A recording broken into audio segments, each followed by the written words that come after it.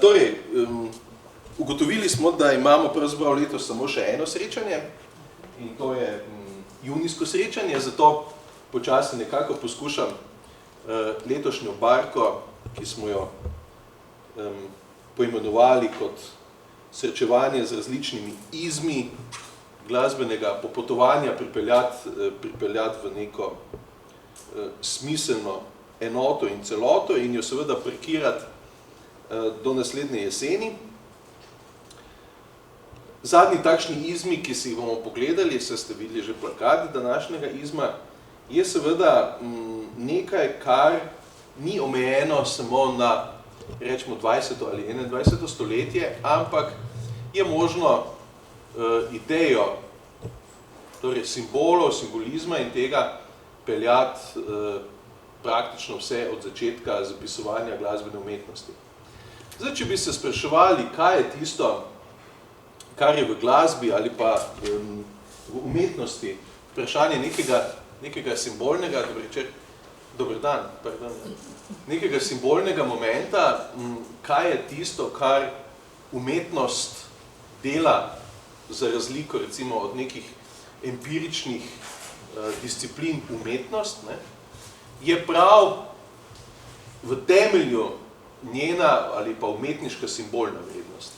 Torej, prav tisto, kar se zapisuje in se na nek način tudi izraža in razume kot simbol. Zdaj, kaj simbol dejansko je, o tem lahko preberete cel kup stvari. Simbol v umetnosti je pa seveda podrejen, bi lahko rekli, umetniškemu izrazu ali pa jeziku, ki ga umetnost uporablja zato, da s svojo publiko tudi komunicira. Umetnost, katerakoli umetnost, če vzamete vseh 7 umetnosti, če tako rečemo, vseh 7 lepih umetnosti, čeprav nekoč so bile 7 svobodnih umetnosti, ampak s tistimi svobodnimi umetnostmi, te umetnosti, ki jih mi danes razumemo kot umetnosti, nimajo kaj dosti. Se poznate šolanje 7 umetnosti, to spravi, ki so bili trivi pa kvadrivi, kaj se je šolalo, ampak tam od teh umetnosti, ki jih mi poznamo, je bila samo glasba, bila samo muzika. Ostalo so bile pa retorika in tak dalje, to spravi astronomija, geografija, to se je smatralo pod svobodne umetnosti, artes liberales. Ne umetnost kot glasba, ne vem, gledališče, film in tak dalje, ne te umetnosti. Zato, ker umetnost se je nekoč smatrala kot ena enota. Umetnost ni bila razdeljena na več enot. Edino, kar je glasba, je bila seveda v Grčiji, pri Grkih je bila glasba izvzeta. Glasbo se je razumelo kot posebno disciplino. Ni se je razumelo med umetnostmi kot umetnost samo, ampak se je razumelo kot disciplino, kot retoriko, kot nek predmet poučevanja in učenja in razumevanja. Torej, v glasbi ali pa v umetnostih nasplošno je simbol imel vedno neko posebno mesto. Lahko bi rekli še celo, da je umetnost sama nekak temelj komuniciranja med uporabnikom te umetnosti ali med gledalcem, poslušalcem, kakorkoli ga pogledamo, in samo umetnostjo. Umetnost vedno potrebuje ob avtorju, potrebuje pravzaprav še nekoga, na katerega se neko umetniško delo naslavlja. Zdaj, sodobni kapitalističen svet ponavadi izjavlja, da so to uporabniki.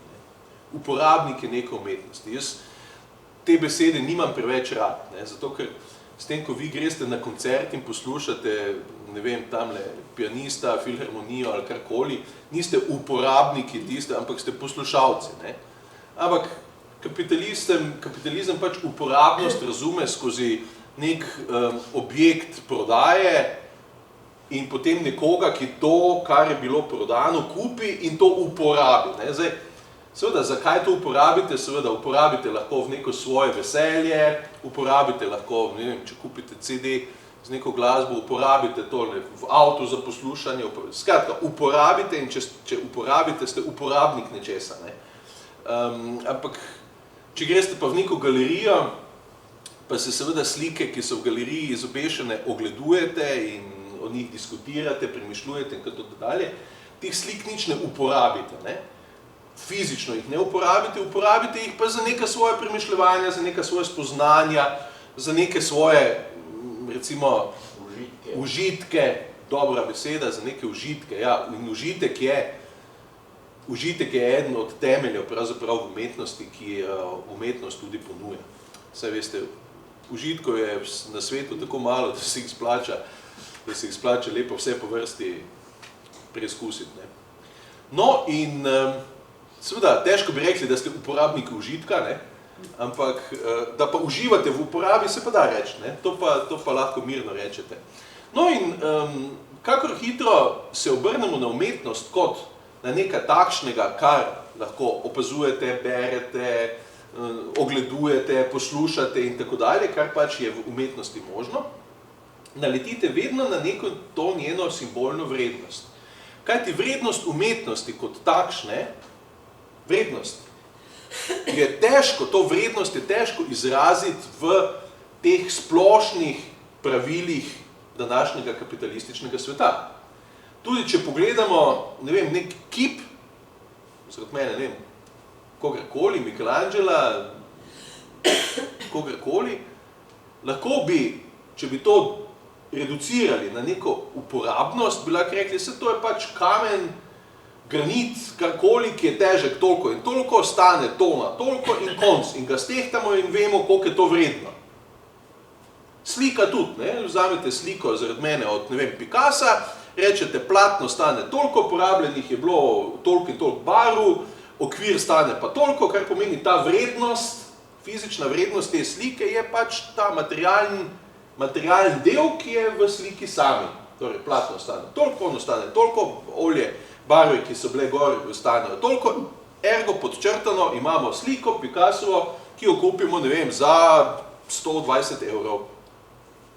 Vendar temu ni tako. Vi slike od Picassa, pa če še tako majhna, ne morete kupiti za 120 €. Zakaj ne? Ker je njena vrednost je v simbolni naravi. Njena vrednost je druge. Njena vrednost je v tem, da jo je na sliko Picasso, njena vrednost je v tem, kako je to narejeno, njena vrednost, tista, če rečemo, finančna vrednost je popolnoma druge. Ni v platnu, ni v olju, ni v okvirju, ni v... Boste rekli, ampak kak je pa pol z glasbo? Vse glasbo pa nima ne platna, ne barve, ne okvirja, ne ničesar. Ne moremo jo stehtati, kot nek kip lahko stehtamo, ne moremo je prijeti v roko kot neke knjige, ne? Kje pa je tista njena vrednost? Jaz bi rekel, da je to uporabna vrednost, ki izhaja iz ponudbe in povpraševanja. To bi bila ena definicija. In to velja in za glasbo, in za sliko, in za vse.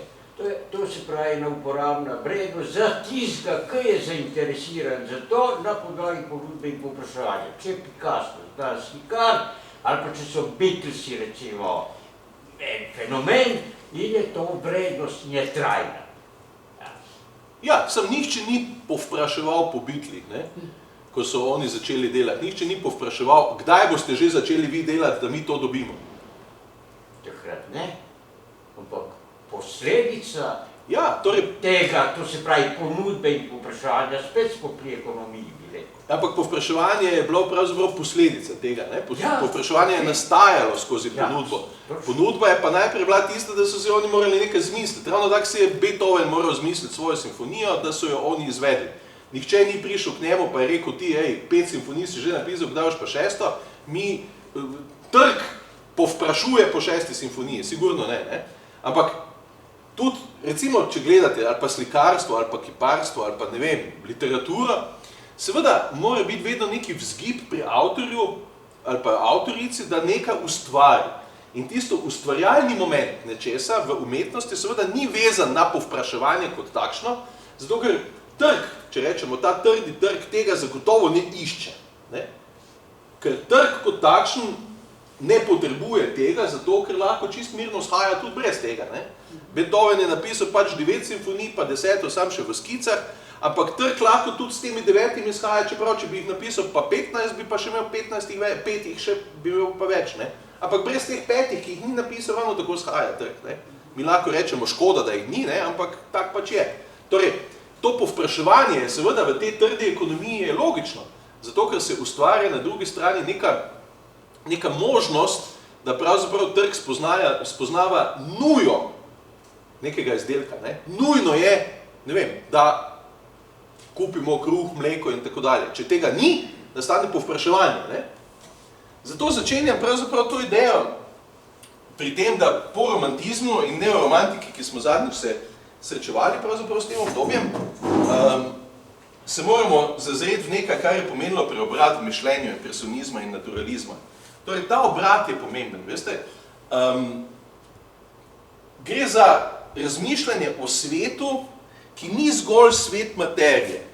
Zdaj, če bi šli daleč nazaj, bi lahko ugotovili, da je razmišljanje o svetu kot svetu materije in svetu ideje je staro premišljevanje. To ni premišljevanje, ki bi se ga impresionisti ali pa, ne vem, dadaisti ali pa kdorkoli naturalisti recimo zmisli, ampak gre seveda za idejo ločitve materialnega in idejnega razumevanja sveta kot enovitega. Mi lahko vsako stvar izrazimo na dva načina. Lahko jo izrazimo kot materijo, kot nek materialni moment, lahko jo pa izrazimo kot nek simbolni moment, kot nekaj, kar tista materija v sebi vsebuje. Če jaz govorim o nekem materialnem momentu, govorim seveda o materialu kot takšnem. Če vzamem, ne vem, tole uro mojo v roko, lahko govorim o uri kot o materialu. Lahko jo stehtam, lahko jo pogledam, lahko, ne vem, in izrazim to v materialu.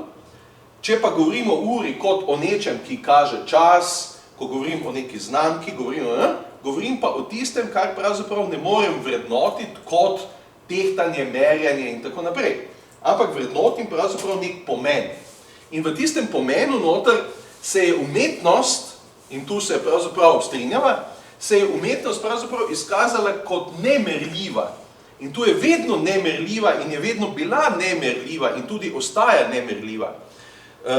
Današnji čas izjemno podpira in financira na vse mogoče načine stvari, ki jih lahko merimo. Zato bojo, recimo, športniki zagotovo vedno bolje financirani kot umetniki. Kajti, v športu vi lahko zmerite, koliko je nekdo skočil, kako hitro je nekaj pretekel, ne vem, kako daleč je, zagnal kopje, lahko izmerimo.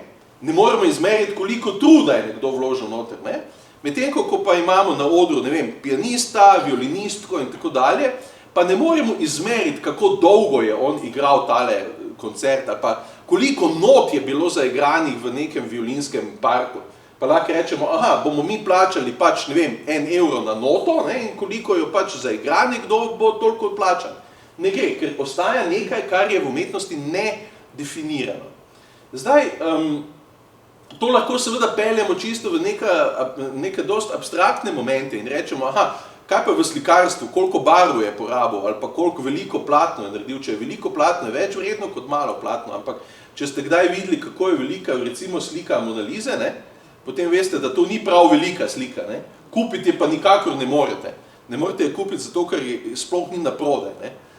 Recimo violine, inštrumenti, ne, Stradivarjeva violina, vi, če imate tudi denarja toliko, da ne vidite, koliko ničli je vzade, ne, je sploh ne morete kupiti, zaradi tega, ker sploh stvari niso naprodaj, pa boste rekli, ampak saj je material. Ja, ampak ta material, ta violina od Stradivarja, ni vrednost njena v materialu, ampak je vrednost v nekem drugem momentu, v nekem drugem svetu, ki ga ne moremo zmeriti, stehtati, ki ga ne moremo ovrednotiti z temi klasičnimi, recimo, principi meritvami, ne? In saj igra, kot veste, cel kup izjemnih violinistov na svetu igra na Stradivarjeve violine, ampak oni so jih dobili, to spravi, dajo jim jih za izvajati lastniki, oziroma to so fondacije, ki jim dajo violine v dar, oziroma v dar možnost, da jih igrajo, kajti inštrument ostaja živ, če ga igraste, če je živ, če je izvajan stalno, ampak seveda v oporoki, ob smrti tega umetnika ali umetnice, se inštrument vedno prenese nazaj na fundacijo in se ga da nekomu drugemu naprej v uporabo. Boste rekli, ampak vrednost njena je pa vendar možno izjaviti, so to milijarde, so to... Ne. Vrednosti ni mogoče niti izjaviti, zato ker sploh je nima v tem smislu prodajne, nekem prodajnem tržnem smislu. Nima nobene tržne vrednosti. No, in zato gre v tem primeru za izem, ki ga sicer srečamo tudi v pesništvu, filozofiji, slikarstvu, nas pa bo zanimal seveda predvsem v glasbi. In seveda, pred nekaj leti je nastal en film, seveda po knjigi, ki se ukvarja s simbolom, se ukvarja s simboli. In ravno zaradi tega bi vam za začetek rad pokazal odlomek z tega filma, pa ga bomo potem pokomentirali.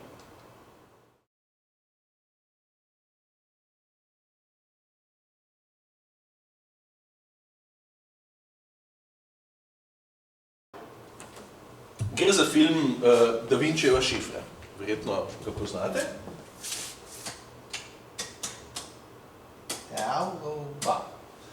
Gre za film Da Vinčijeva šifra in tale predstavitev začne z enim zelo zanimivim stavkom. Izjavi namreč tole. Torej, simboli so nek jezik, so nek jezik, s katerim lahko kaj povemo. Simboli so govorica, lahko rekli, ne? Simboli so govorica in iz tega izhaja, ki seveda ti simboli segajo nazaj že tisočletja. In Robert Langdon, to spravi tale književni filmski junak, premišljuje v bistvu o simbolih kot o nekem posebnem jeziku, s katerim se mi lahko sporazumevamo, vendar ga moramo znati čitati in razumeti v nekih določenih kontekstih. Pravi, ampak slika, nek simbol, neka podoba lahko nadomesti, lahko se strinjamo, da nadomesti 1000 besed. Saj to sintagmo poznamo. Spravi, slika nadomesti besede, ni treba toliko povedati, saj sem videl in tako dalje in tako dalje. Ampak on lepo reče, problem ni v tem, da to nadomesti ali ne, ampak on se vpraša, ampak katere besede? To je pomembno. Res, da lahko nadomesti besede, ampak pomembno je, katere besede, zato moramo znati simbole seveda brati oziroma razumeti. Kako lahko pravi skozi stoletja obstoja teh znakov mi poiščemo ali pa razumemo originalen ali pa edinstven ali pa en sam pomen nekega znaka.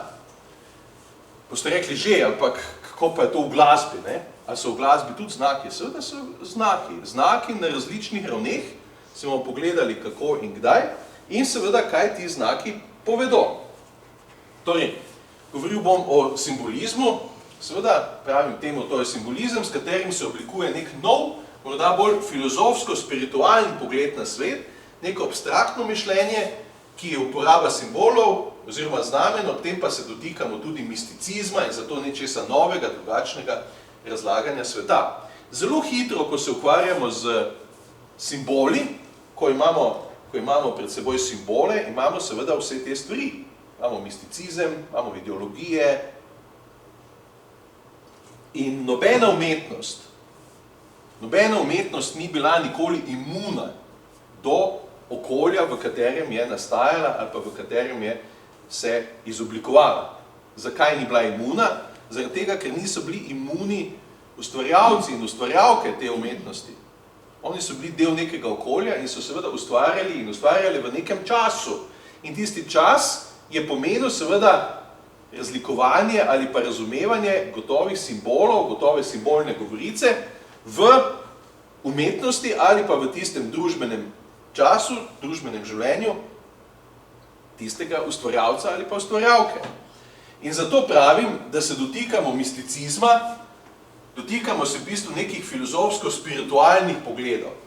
Kajti simbol sam izhaja iz pradavnine, večinoma iz mistike, recimo mističnih obredov ali pa to se pravi nekih spiritualnih, recimo, načinov razumevanja sveta, razlaganja sveta in tako dalje. Če takšen simbol ali ta simbolistični moment vzamete kot neko današnje srečevanje s simboli, lahko zelo hitro ugotovite, da je tega v vašem vsakdanjiku, v vašem življenju, kolikor hočete. Imate simbolov, ki se dotikajo misticizma, ki se dotikajo spiritualnosti in vendar so postali del nekega vsakdana. Imate kakšno idejo? Kje jih vidite, uporabljate, ki jih recimo celo srečujete lahko dnevno?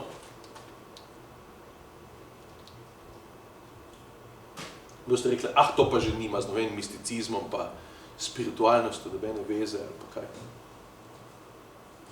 Ne govorim o verah, ne govorim o simbolih, kot so križ, pa tako dalje.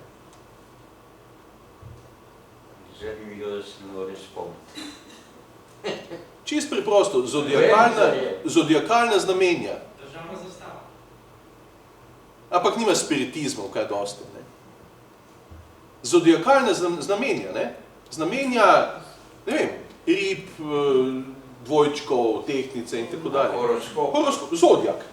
Zodiakalna znamenja, to se pravi horoskopska znamenja, ne. Horoskopski znaki. Vsak dan jih lahko vidite v najrazličnejših revijah, časopisih, kjerkoli hočete. In vendar jih prepoznavate, ne?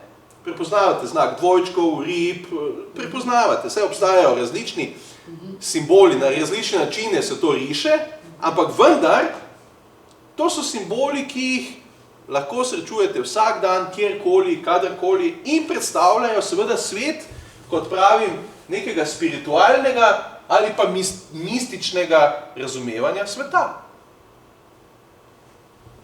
Sigurno, da ali smatrate, da ne, smatrate, da je to, ne vem, kot trgovina, kot, ne vem, inteč pa. Kaj je pravzaprav mistika? Mistično. Če nekaj mističnega. Skrivnostno. Recimo, ja, skrivnostno, nekaj, kar ni empirično dokazljivo, kar se pač dogaja v drugem svetu, v drugačnem svetu, v svetu nerazložljivih trenutkov in tako dalje, mistične ideje in tako dalje. To je mistika. Ne? En primer. Če greste k nekomu po nasvet, pa se zagleda v tisto kroglo noter, pa vam pove, kaj bo jutri, ali pa vam pove, ne vem, kjeri loto listek morate kupiti. Ne? To je mistika. Ne? Zdaj pa seveda, če zadeni tisti loto listek, boste rekli, da je pa fenomen. Ne? Da je pa sam po vas bom prosil tudi, da meni telefonsko številko te osebe poveste.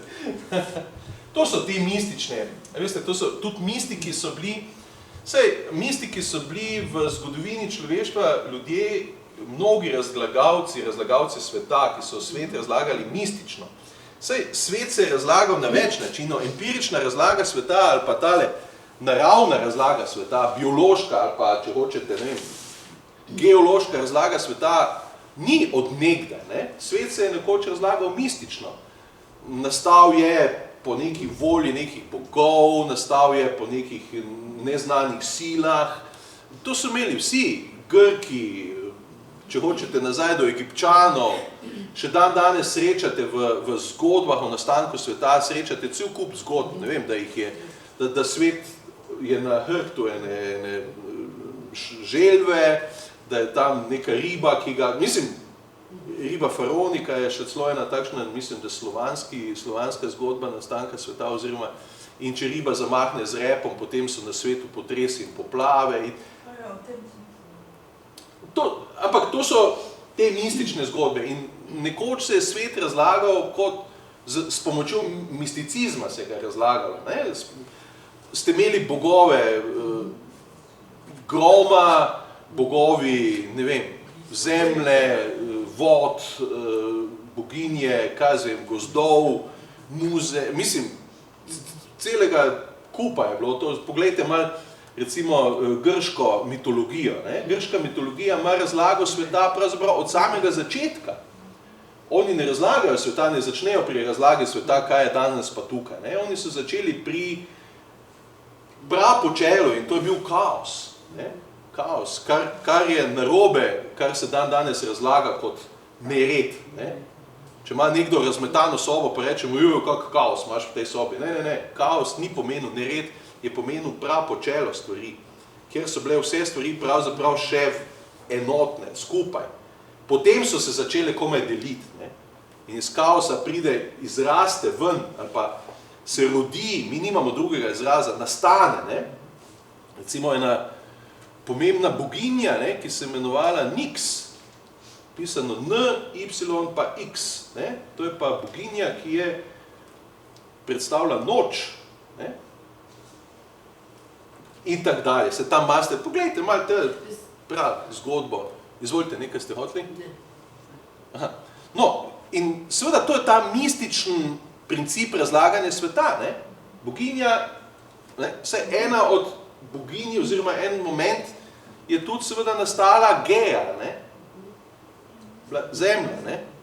In tak dalje, in tak dalje. Skratka, to je vse ta mistična razlaga sveta. Ne? In potem pridejo različni bogovi, polboginje, boginje in tako dalje, da se to vse prepleta in če boste brali grško mitologijo, boste brali pravzaprav zgodbe na zgodbe z zgodbami, kdo, kdaj, kaj, s kom, družabnice, priležnice, žene, ljubice, sinovi, hčerke, ki se pobijajo, pa ne pobijajo, pa mislim, to je ta mistična razlaga sveta. Na koncu vse veste, vse je bila trojanska vojna, v bistvu zaradi tega, ker so se bogovi malo tepli med sabo, pa so še oni tam doli tepli med sabo, kdo bo zdaj zmagal od bogov, pa tisti Olimp njihov, pa skratka.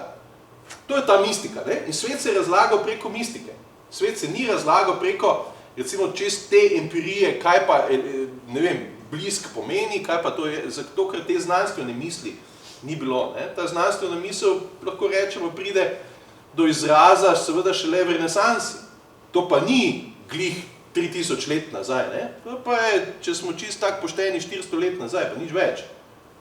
Še pred 400 leti so gospoda Giordana Bruna zakurili, zato ker je rekel, da se Zemlja vrti okrog Sonca, ne pa Sonce okoli Zemlje. Ne? 400 let pa ni toliko, če pogledamo 1500 ali pa 2000 let nazaj, koliko jih recimo mi štejemo, vsaj na prste. Ne? To pomeni, 400 let je skoraj prejšnji mesec. Ne?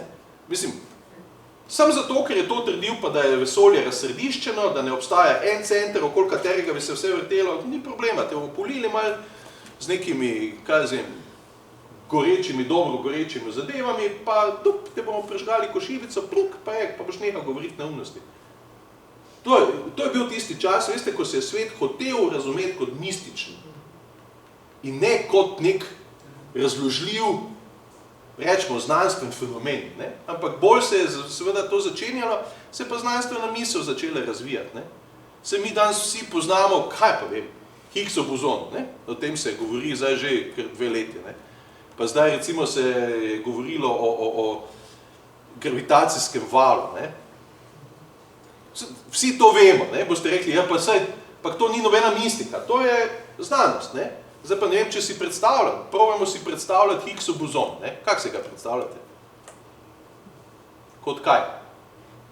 Kot? Skoraj nič. Kot skoraj nič, ampak nekaj pa vendar je. Ne? Ne? Ampak ja, zdaj pa smo že na meji mistike. Ne?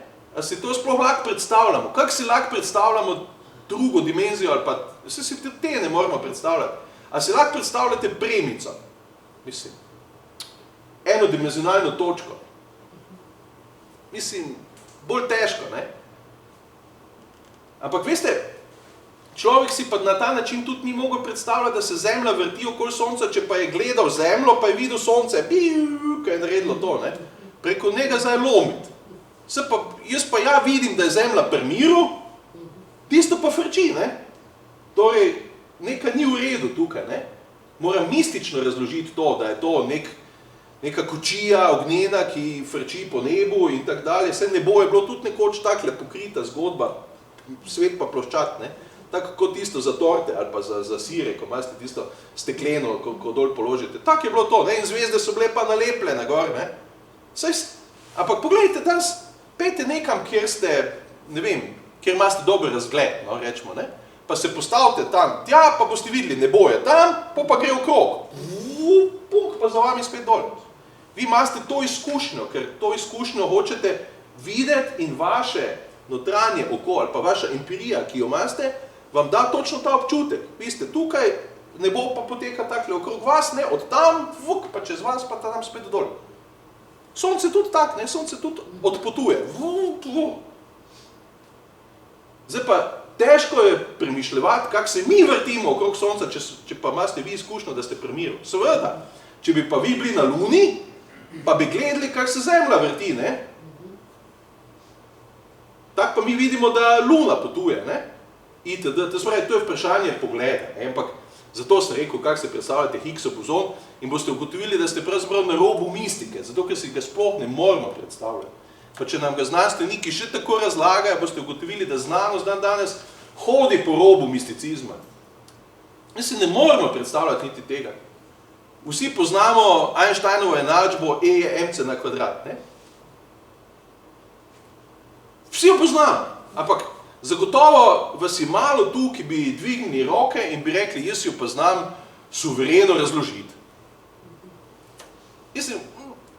Tak suvereno, kot jo je Einstein pred 100 leti približno probal predstaviti, težko, da bomo danes to tak tu rešili. Vemo pa, zakaj gre. Zakaj? Zato, ker seveda ta znanost hodi po robu tega, kar mi ne razumemo, ampak vendar razumemo, da tam nekaj obstaja. Mi razumemo, da obstaja gravitacijski val, saj so ga zmerili 2 meseca ali 3 mesece nazaj. Gravitacijski val. Ok, zmerili so ga, se spomnite, s tistim LIGO, projektom LIGO, ki so gradili ne vem koliko kilometrsko cev v eno smer, pa kilometrsko cev v drugo smer. In potem so merili, koliko zanihata te dve cevi, ki so poslali po sredini laser, ki so ga razcepili z zrcalom, da je letel tja, ne, pa tam je bilo zrcalo, pa je frčal spet nazaj. In je to delal laser, ne, ven. Potem so pa položili oba dva valova od laserja drugega na drugega, pa so ugotovili, da pride v bistvu do recimo neenakega vala, zato ker se je pač v tem kotu se je pač nekaj premaknilo, ne? In to je bil gravitacijski val. Boste rekli, ja, pa kaj to pomeni? To pomeni, da je to val, valovanje v tako imenovanem prostoru in času, prostor in čas. In Zemlja frči skozi ta prostor in čas, ker že tak frči, in izhaja ta gravitacijski val, izhaja iz začetka samega vesolja, zato ker celo vesolje ni stabilno. In čas in prostor nista stabilna, nista prebita, ne? Ste rekli, kako se pa že to zdaj lahko sploh predstavljamo? Ja, ker ni stabilno, ker malo varira, malo niha, ne? In mi nihamo s tistim časom, seveda, zdaj pa boste rekli, kako pa to niha, jaz se prijem za stol, pa malo zaniham, kaj?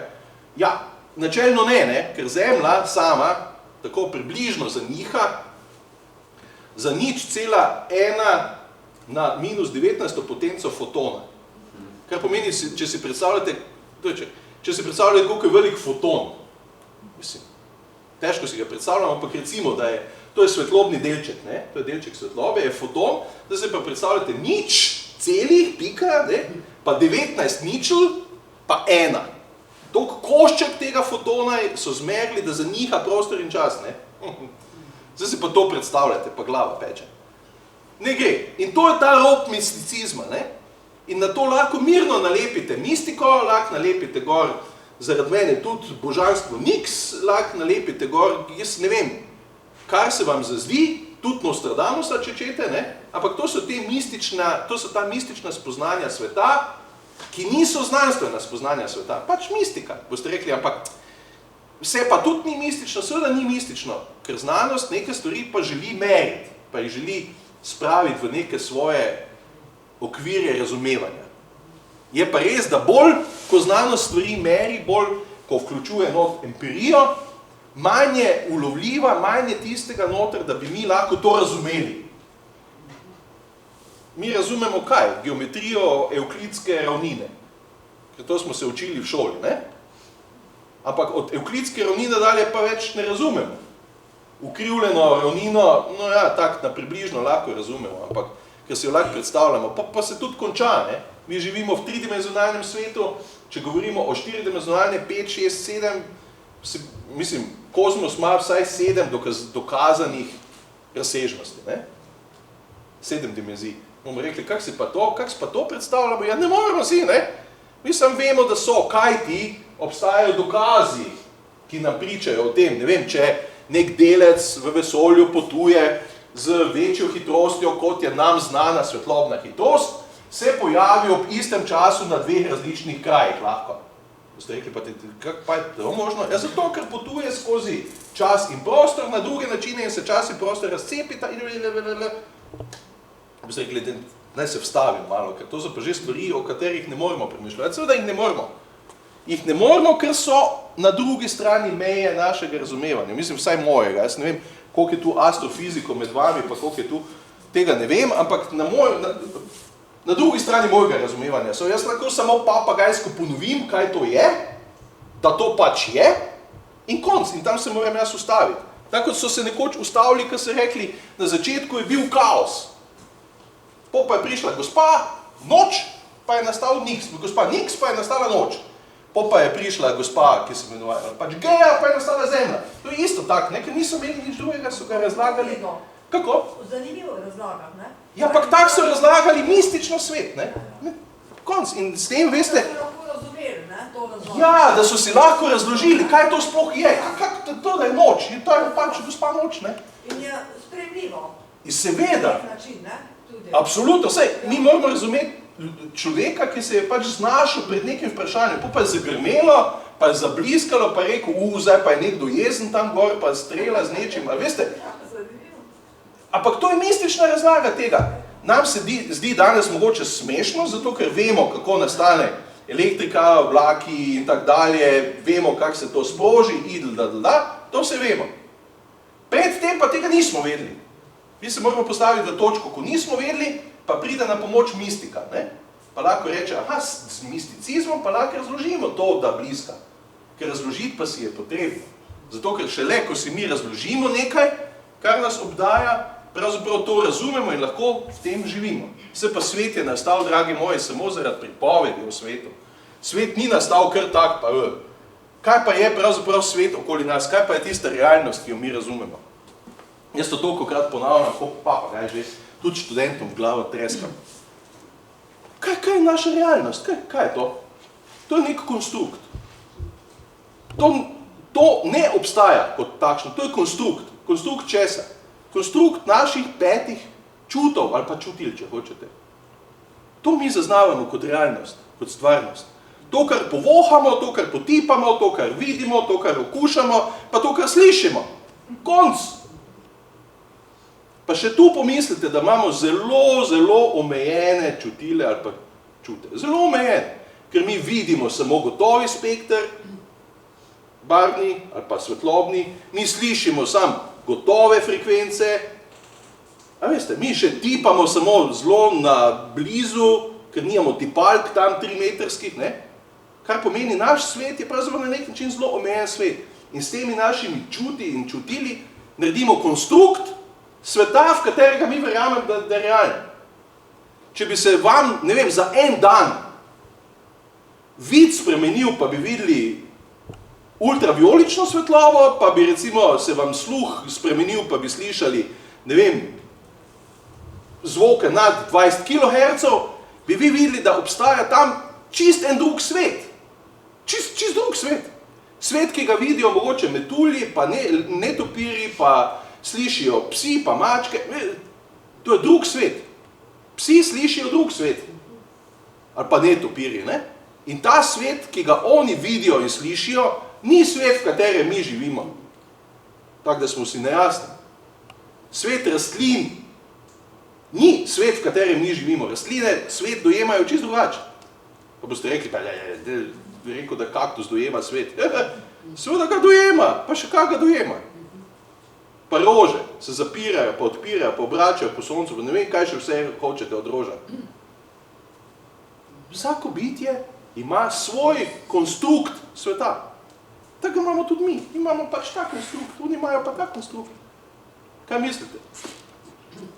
Mi svetlobo pač vidimo na ta način, zato ker gledamo z očmi usmerjenimi v to smer, ne vem, en kameleon, tak, ne?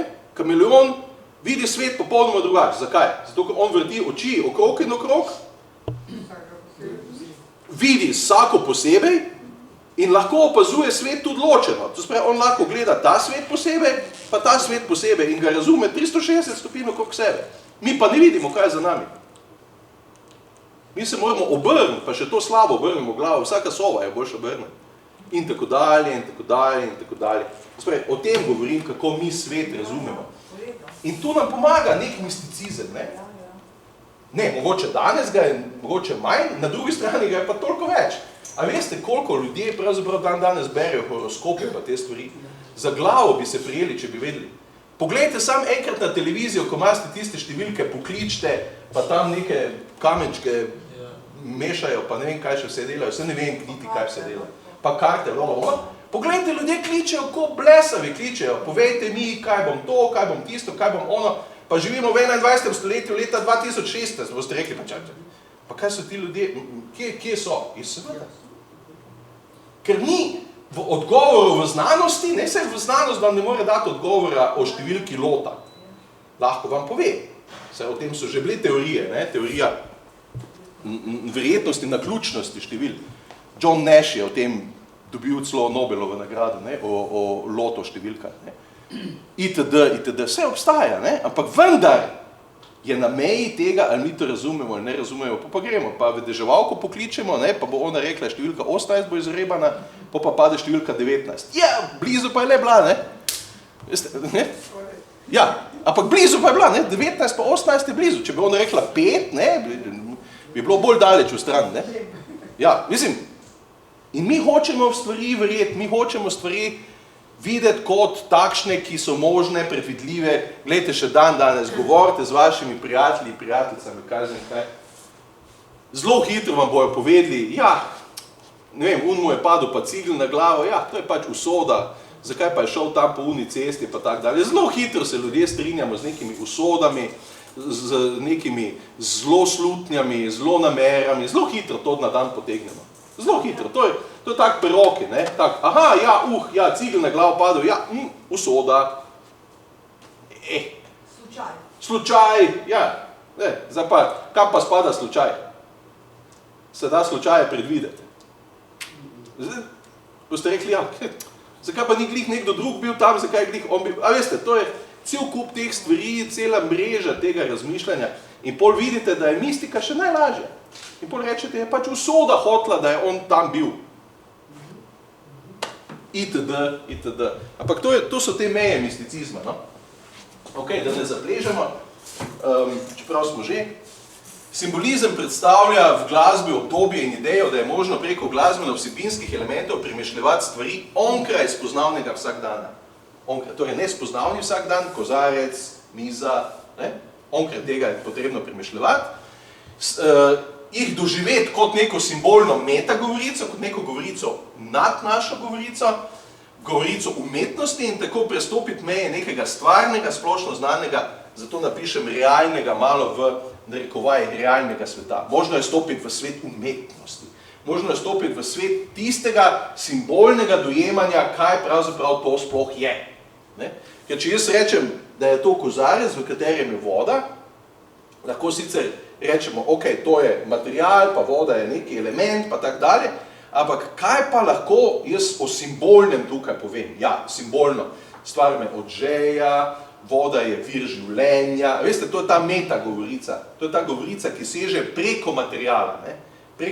Zdaj pa kozarec je pač takšen, kakšen je, lahko bi bil, ne vem, večji, manjši, bolj umeteln, manj umeteln, skratka. Bi lahko govorili pa o tem umetniškem momentu materijala. Ok. Ampak tu se bi morali vprašati pravzaprav, kaj je to sploh simbol, ne? Kaj je simbol? Simbol je seveda nek znak, če hočete, ne? Nek znak, čeprav ni samo znak, ampak recimo, da je nek znak, ampak ne smatrati znak samo kot nekaj, kar se nariše ali pa napiše, je lahko tudi nek znak, ki se ga samo sliši, ali pa ki se ga samo, ne vem, kakorkoli, ne, zazna. Tudi von je lahko simbol, je lahko znak nečesa, ne. Če vi zavonjate, recimo, ne vem, dim, ne, je to simbol ne? Če rečemo na tem nivoju simbol, da se verjetno nekaj gori, ne? Je znak za nekaj, ne? Znak za ogenj in tako dalje, ampak ok. Kako jih delimo, ne? In nas bo recimo v tem trenutku lahko zanimajo samo ene take splošne 3 delitve. Če rečem, prvi simboli so tako imenovani fitomorfni simboli, to so simboli povezani z rastlinami, ne? Fitomorfni simboli so simboli, ki jih povezujemo, ne vem, kot znak za žito, znak za kazen travo, za rožico, se jih lahko rišemo, koliko čemu, ne? Tist krogec pa ono krog, tak, pa imamo simbol za rožico. Sprej, fitomorfni simboli so simboli za rastlinski svet. Potem imamo seveda tako imenovane zoomorfne simbole, ki so povezani z živalmi. Sprej, ne da žival narišemo ali pa rastlino narišemo, mi narišemo simbol za nekaj, ne? Simbol za kačo, simbol za, ne vem, muho, simbol za pajka, simbol za medveda, se pravi. Ne rabimo medveda narisati. Ne se teh simbolov vi srečate, če ni drugega, na prometnih znakih. Gor. Srečate simbol, ne vem, jelenjat na cesti, ne? Pa je tam nek jelenček gor, ali pa neka srnica. Ne? Skratka, to so simboli zoomorfni, ne? Zoomorfni simboli in seveda ta tretji takšni splošni simboli so tako imenovani antropomorfni simboli, ki so pa povezani z ljudmi, so pa seveda tudi verski, ideološki, politični, so različne pisave, so različni znaki in tako dalje, povezani z ljudmi. Ne? Spravi vse, kar se pač rastline, živali, ljudje. Ne? Antropomorfni simboli. Recimo, verski simboli so simboli različnih ver, ki jih uporabljajo. Spravi, od križa, lune, itd., kaj pač vere uporabljajo. Ideološki, enega ste videli recimo v napovedniku tega filma, recimo svastika, ne? Peterokraka zvezda, to so ideološki, ne? To so ideološki, ker je od zadaj neka ideologija. Ne? Seveda, imate tudi politične. Politični simboli so znaki raznih političnih strank, raznih političnih opcij, lahko je to tudi barva, lahko je to karkoli, kar se v politiki seveda izraža skozi neko idejo politične stranke, političnega prepričanja in tako dalje. Pisave. Vsaka pisava je pravzaprav simbolni jezik. Ker vi morate seveda znati te simbole, te črke, te znake brati. Ne? Zdaj, mi beremo eno pisavo, obstajajo pa še druge pisave. A poznate še kakšne pisave? Cirilica, latinica, glagolica, gotica, vzhodnjaške pisave, kitajska, japonska, korejska, mislim, ampak govorim v bistvu o pisavah kot o znakih. Mi moramo znati znak prebrati, kajti potem, ko preberemo znak, ker znak ni nič drugega kot simbol, ne? Ko ta znak preberemo, vemo simbol, zakaj je ta znak, ne? Če jaz naredim krog, je to kaj? Bravo, lahko je črka O. Lahko je ničla, lahko je tudi znak za recimo zen. Zen uporablja krog, ne? A vidite, pa sem govoril pravzaprav o matematičnem znaku, o nekem govornem znaku, oziroma besednem znaku, pa o nekem verskem ali pa ideološkem znaku, ne? Pa sem sam krog naredil, lahko je tudi simbol za zemljo, lahko je tudi za nič, za luno, lahko je to sonce. Jaz te otrok nariše hišico, pa tam je en krog, ki ga rumeno pobarva, ne? Pa je tam sonce. Skratka, vidite, ne? Pa sem samo uporabil pravzaprav nek simbol, pa ga naenkrat lahko razvrstim nekam drugam.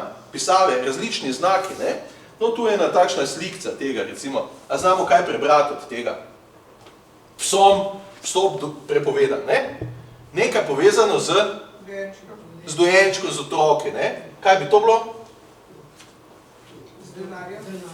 Menjalnica, ne? Menjalnica, ne? To so klasične puščice, navzdol, levo, desno, ne? To je mednarodni znak za izhod, točno, ne? Ta dva znaka se ponavadi pojavljata na enih 2 vratih, ne? Ja, s tem, da sem se jaz vedno spraševal, zakaj je potrebno ta drugega tudi označiti, ne? Vse dovolj, če bi bil samo eno označen, ne? Ker ta drug pač je ta, ki ni ta, ne? Zato, ker tudi ženski imajo hlači. Če bi bil samo moški, ženski bi brez bega rezili. Ženske s hlačami bi šle sem. Ja, normalno, ne. Ja, no, Ja, okej. saj logično bi bilo, ne. To veste, kaj je? To je prvi znak oziroma temeljni znak za Rdeči križ. EHBO, ne, je znak, ki je okrašava za Rdeči križ.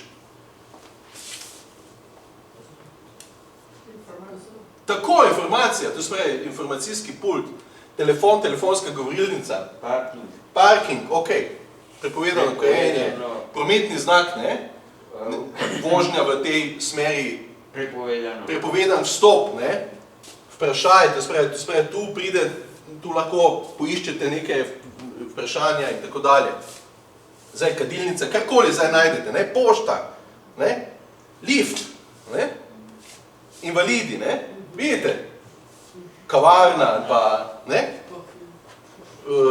recimo ena, recimo, ali kar takega, opazovanje s kamerami, ne, a vidite, ne, stopnice navzgor, stopnice navzdol, tekoče stopnice, gor, dol, ne, in tako dalje, vidite, branje znakov, zdaj pa takole, če bi vi te znake nekomu pokazali pred 150 leti, zagotovo jih ne bi prepoznaval. Zakaj? Zato, ker jih je neumen? Ne, ampak zato, ker niso del njegovega življenja, niso del tistega časa, v katerem tisti nekdo živi. Mi jih prepoznavamo, ker so aktualni znaki. Ampak zdaj pa moramo vedeti, da so pa bili pred 150 pa 200 leti drugi znaki, drugi simboli, ki jih pa mi ne znamo brati, ker so bili povezani s tedanjim časom. Da ne govorim 1000 let nazaj, pa 5000 let nazaj. Zato sem vam pokazal recimo svastiko. Ne? Svastika je pravzaprav znak za plodnost. Ni imel nobene veze z pravzaprav neonacističnim gibanjem, veze ni imel, ampak vendar mi ga prepoznavamo samo kot to, je pa bistveno starejši znak, izhaja pravzaprav iz Egipta. Toliko o znakih, ne, toliko o simbolih. Treba jih je znati brati v kontekstu časa, v katerem pravzaprav nastajajo. Zvočni simboli imajo svoj pomen, če jih razumemo. Nekateri so vezani na zvoke jezika, kot so recimo kuku, ne, bum. To so simboli, ne. Če jaz rečem kuku, je to lahko kukavca, lahko je to nekaj tudi, da nekoga pokličete, kuku, ej, ne, poglej malo sem. Če rečem bum, pomeni kaj? Da je nekaj razneslo, nekaj padlo, povezano z jezikom, ne. Potem, to je tako imenovano onomatopoeja, oziroma onomatopoija, to je glasovno ohranjanje slušne značilnosti. Čiv, čiv, kuku, kikiriki, mjav, mjav, hav, hav. To se pravi, mi izgovorimo, kako se nek zvok sliši. Mi ne zalajamo, ne, ampak mi rečemo hav, hav, čiv, čiv. In vemo, kaj to pomeni kuku. Ma pa seveda to tudi na nek način svoj drugačen pomen lahko v sami naši govorni, v našem govornem sistemu, v naši govorici ima lahko drugačen pomen. Kuku ne pomeni samo kukavce, ampak pomeni, kot sem prej rekel, pozornost, zbujanje pozornosti, česarkoli, ne, kuku, ne, okej. Potem imamo tako imenovano ideofonijo. Ideofonija, to so zvoki besed, ki so povezani z idejo ali znakom. Naprimer, a. Kaj bi to lahko bilo? Bolečina. Nekdo se je spomnil, koga zob boli, povezano je z nečim, ampak to zapišemo s 3 znaki, ali pa 4 znaki, povezani so z neko idejo. Boli me zob, ono je narobe nekaj, tararam, ali pa čudenje, ne, pozdravi in tako dalje in tako dalje. Mislim, z idejo, povezani zvoki z idejo, ali pa seveda tudi z branjem. Drugi pa so dogovorjeni znaki, to spravi, imamo pa še dogovorjene znake, kot so naprimer Morzejeva abeceda, kot so recimo sirene avtomobila, kot recimo trkanje, to so dogovorjeni znaki, ne? To niso znaki, ki so od nekod kar obstajajo in so kar padli z drevesko banane, ne? Morzejeva abeceda, gospod Morze je sestavil točko, piko in je rekel, to je A, to je B, to je, vse veste, ne? In potem, če znate brati tisto, znate brati besede, znate brati, kot da bi znake narisane, napisane znake brali, ne? ki jih znate brati, ko jih sam poslušate. Sirene avtomobila. Se vozite, ste na cesti, slišite zavijanje sirene in rečete, gasilci, rešilci, policija, karkoli, neka nevarnost, ali pa tista sirena, ko je, recimo, sirena prekinitev vseh nevarnosti, bombni napadi, vse veste, te sirene po mestih in tako dalje. Mislim, cel kup je teh dogovorjenih znakov, ki so samo slušni znaki. Trkanje, ne? Ja, naprej, ne? Zakaj bi to naj bilo naprej? Seveda, kaj če bi živeli, ne vem, nekje na Aljaski, kjer ni leseni vrat, ne? Kaj bi bolj potrkali po oni ledeni kocki, gor ali kaj, ne? Ne vem, kaj tam rečejo, pred vrati rečejo, kuku, mene zebe, jaz ne vem, kaj rečejo, mislim, si ne predstavljam, ampak zagotovo težko potrkajo po tisti kocki v igluju not, ne? Mislim, ne vem, ampak za nas pa to pomeni, da je nekdo na drugi strani unega lesenega okvirja, ki nas pač ločuje, ne? Ampak poznamo, ta znak poznamo, ne? To je pač znak trkanja, ne? In tako dalje, ampak to so dogovorjeni, ampak spet zvočni znaki, to funkcionira samo na zvok, ne? Ali pa zvon s prevratih, ali pa vaši telefoni, ko zvonijo in tako dalje, zvočni znaki, ok? Seveda, tukaj en tak zanimiv moment je tako imenovana ideastahija, ne? Ideastahija pomeni, da smo mi pripravljeni gotove zvoke, imena določati po nekih značilnostih. Tukaj vidite dve obliki. Ja? To sta dve obliki. Eni obliki je ime Kiki, drugi pa Bubu. Ne? Katera je Kiki? Leva. Leva, ne? Ja. Desna je pa Bubu. Ja. 100%. Ne. Ja, je. Je, 100% je tak. Kaj ste prav? Ja, ker Kiki se sliši ostro. Ja. Kiki, cici, bibi, di. Bubu je pa Bubu. Bubu, fuli. Praktično vsi ljudje se bomo strinjali, da je leva Kiki, desna pa Bubu, sigurno. In to je to, kar zvok spremeni v neko percepcijo podobe. In obratno, kar podoba spreminja v neko osnovno percepcijo našega zvoka. Kiki, Bubu. Logično, ne more biti drugače. To je, seveda, ker mi neko idejo, neko zvočno idejo povežemo z neko podobo, ki nam seveda vzbudi, rečemo, asociacijo, bodi si na ravni neke podobe, črte, ali pa samega zvoka, kamor zraven spada, ne? Kiki in Bubu, tako. Pomembna je tudi tako imenovana fonosemantika, fono je zvok, ne? Fonosemantika, s čim se fonosemantika ukvarja, gre za povezovanje zvočnega elementa besed, pomenov njihovih, pomenov in simbolov s podobnimi v drugih jezikih in pripovedovanje zvočnimi elementi in nebesedno sporočanje. Sprej, nebesedno sporočanje pomeni tisto, kar mi ne sporočamo z besedami, ne? Če boste vi rekli zagotovo vsi vejo, kaj to lahko pomeni. Da to ni nič takšnega, ampak je nekaj takšnega. Če boste rekli, bojo vedeli, da to ni to, ampak to je tisto, kar deluje pravzaprav na neki semantični ravni med različnimi jeziki. No, in zato govorim o semantiki.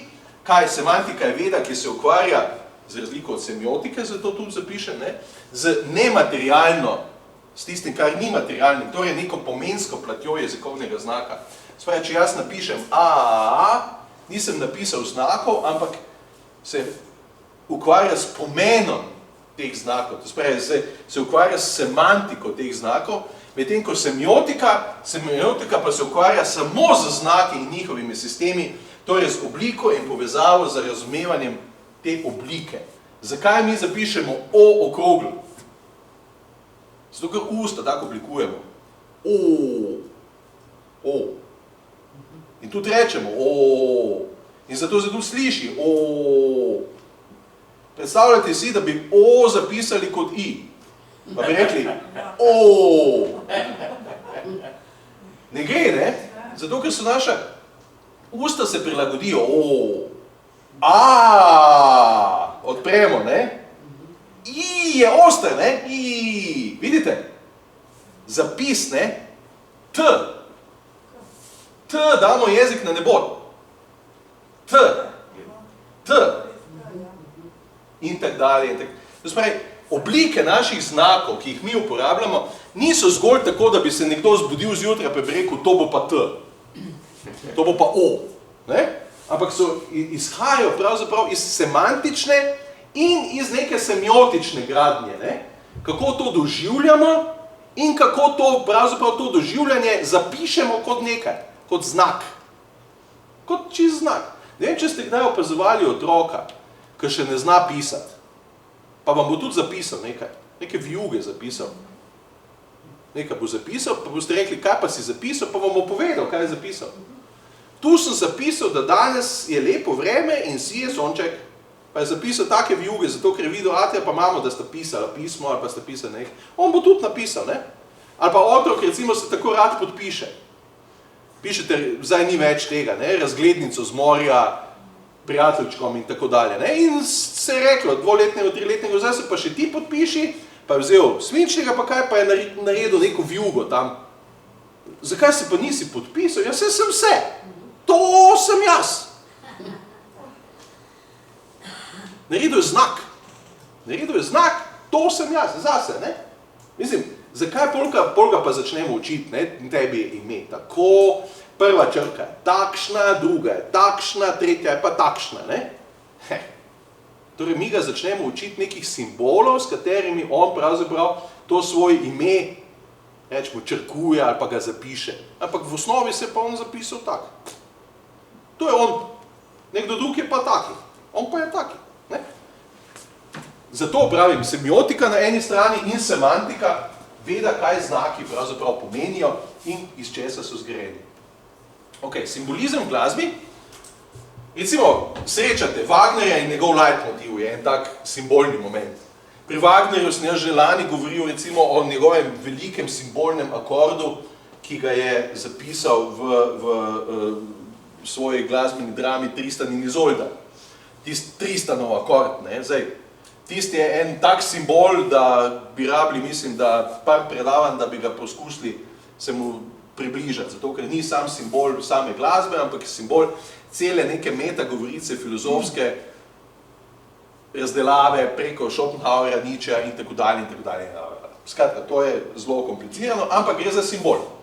Njegov leitmotiv, če veste, Wagnerjev leitmotiv pomeni, da on uporablja določene glasbene motive za simbole meča, določenih oseb, določenega duševnega stanja, oseb na odru in tako dalje. In on ta leitmotiv, ta motivični del teh nekaj tonov ali pa cele neke melodije, seveda uporablja kot opeke in kadar je govora o tem, se to ustavi noter v tist glasbeni del. Tega imate ogromno, recimo v filmski glasbi danes, enega lepših gradnikov leitmotiva imate izpred let v trilogiji Petera Jacksona, Gospodar prstanov, kjer imate recimo najbolj prepoznaven motiv, glasbeni motiv prstana.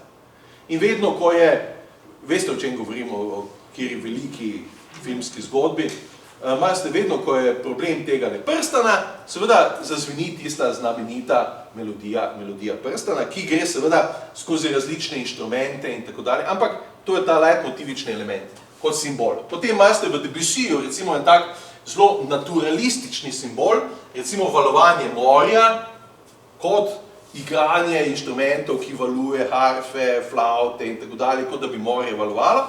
Potem imate recimo uporabo različnih zvokov, ki so del neke glasbene stvaritve, različnih zvokov, ki niso inštrumenti, ampak postanejo del neke glasbene stvaritve. Tega imate v delih Johana Straussa, teh dunajskih Straussov, mislim, ne? Imate noter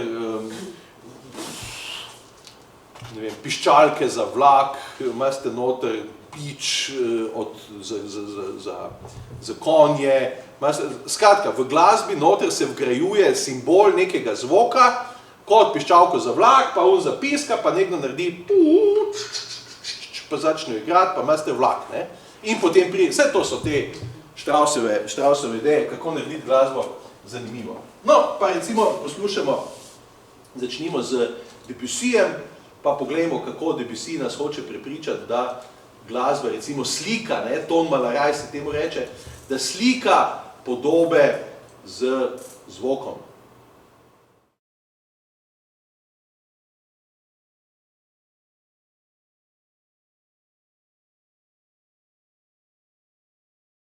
Če bi namreč to pogledali na partituri, ne, bi videli prav valovanje, ne, ki ga morajo zaigrati, gor dol. Ne. In je seveda tudi, kot da bi note sledile morskim valovom. Eno takšnih, recimo, zanimivih simbolnih momentov je napisal že Mozart. In sicer eno skladbico, bil še otrok, pravzaprav, skladbici za klavir je naslov Kruh z maslom. In je predpisano, da morate z levo roko, se veste, klavir leva desna, ne? Z desno roko pa morate potegniti po tipkah, takle gor pa dol, ne? Gor pa dol morate potegniti in sicer z zgornjim delom roke potegnete navzgor, s tem pa navzdol, kot da bi kruh z maslom namazali, ne? Tukaj igraste, dan spremljava,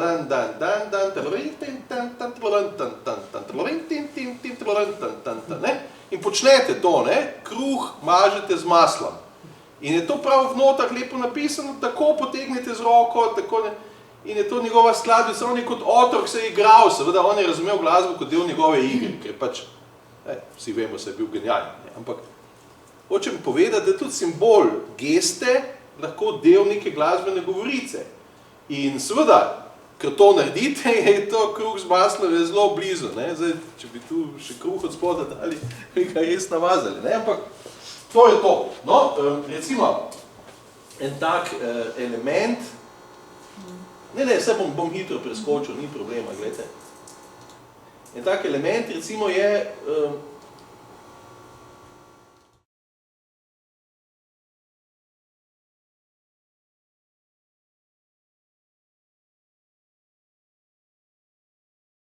in tako dalje. To je, spet imamo en tak moment. Potem,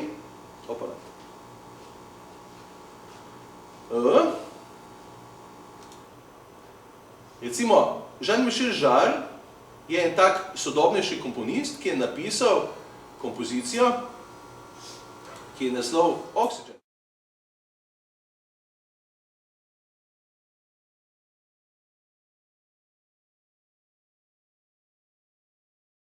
Ko analiziramo to glasbo, kak se pa oksigen, pravzaprav kisik, kak se ga zapisuje, ker je O, ne, prvič je O in je dvovalenten, ne, je na osmem mestu periodičnega sistema in če bi šteli takte, je perioda, glasbena perioda je 8-taktna, poleg tega pa je uporabil dvodelni takt, zato, ker se ga zapisuje kot O2 v kombinaciji, ker razpade drugače, pa dva atoma ima, ne, O2. In je uporabil dvodelni takt, to se pravi N2, N2, N2 in 8-taktno melodično periodo, zato, ker je na 8. delu hkrati, seveda lahko rečemo, mu je to prišlo zelo prav, zato, ker je temeljna glasbena 8-taktna, 4-taktna ali 8-taktna melodična perioda je smiselna perioda, v kateri se je že od klasicizma dalje glasba nekako razvijala, ker se je pač razumelo to periodo kot eno enoto. Ampak njemu je prav prišla ta številka in dvodelnost znotraj enega takta. Kisik je tretji najbolj pogost element v vesolju, v rimski cesti. Ne? Ok? Nič hudega. V glasbo lahko vgradimo tudi simbole v zvoke ali v melodijo, kot smo videli, lahko tudi v ritem oziroma v puls ali pa v harmonijo. Zdaj, če bi v harmoniji iskali, v harmoniji pa v melodiji najdete recimo pri Bachu, Johannu Sebastianu Bachu cel kup tega. On je svoj priimek zapisoval noter kot note. Kot noto B, noto A, noto C pa noto H. Ne? B kot znižani H, to je spravi ta nemški princip, ne? Nižen H je B in je zapisal svoj priimek. On je recimo v Matejevem Pasionu noter zapisal harmonije, ki jih je delil na 4x4 harmonije po 3 tone in 3 harmonije po 4 tone, zato ker je predstavo 12 apostolov in tako dalje. Mislim, to so notranji neke kode, neki kodni zapisi bili pri Bachu, ampak jaz bi vam rad pokazal, kako recimo v ritmu deluje Morzejeva abeceda.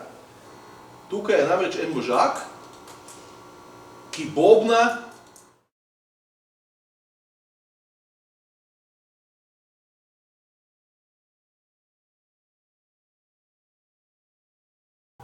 a ni? Zanimivo. To spravi, kompletno Morzejevo abecedo ste lahko slišali kot odbobnano, kot realno odbobnano verzijo, ne? Še eno zadevo bi vam rad pokazal znotraj simbolizma in to je znamenita Bondova tema, verjetno jo vsi poznate, ne? Jo poznate, ne? Ja.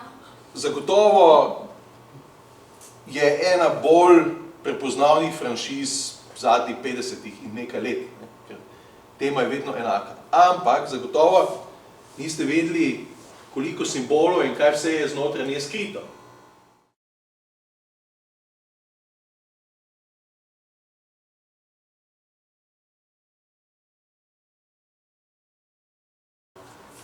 Prvi simbol.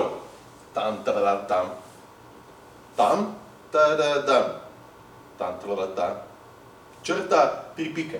Tam, tam, tam, tam. To je po Morzejevi abecedi B.